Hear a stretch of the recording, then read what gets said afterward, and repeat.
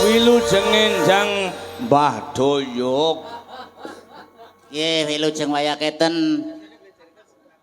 Sami sehat jenengan. Alhamdulillah sehat, sakonduripun panjenengan sehat. Kula nggih sehat. Syukur. Nggih. Ya, ha. Sing penting tuli kesehatan. Dong, nggih nomor setunggal. Nomor lorone rezeki. Amin. Nggih. Mulane wengi kiye lumantar Napa? panitia Nggih.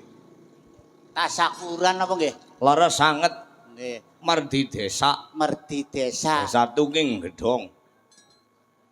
Tuking gedhong nggih. Kebumen. Kowe gede banget kan wis tuwa gena kowe like. Kowe. Hah? Kowe desa kowe.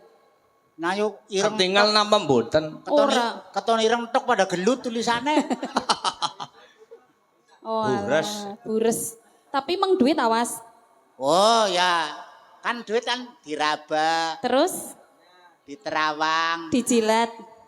dicilat kaya Oreo lah. Lah ya mbok sih beda. Ora dilat malah suwek. Niku anggerane duit lah anggerane sinden sih bedane kebrene. Bedane keprenek sinden deleng sinden.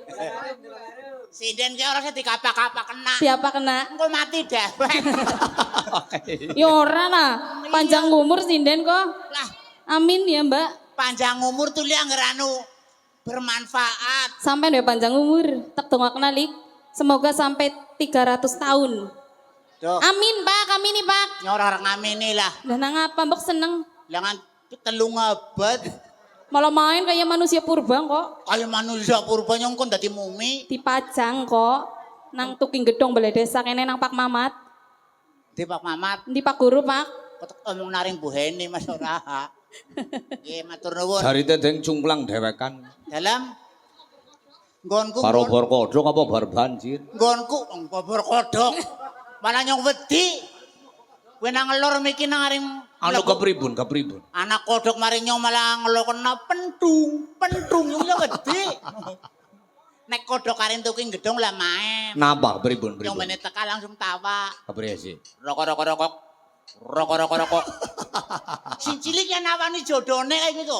Tawa maning. Iya, sing gede rokok, sing cilik rek. Rokok, rek.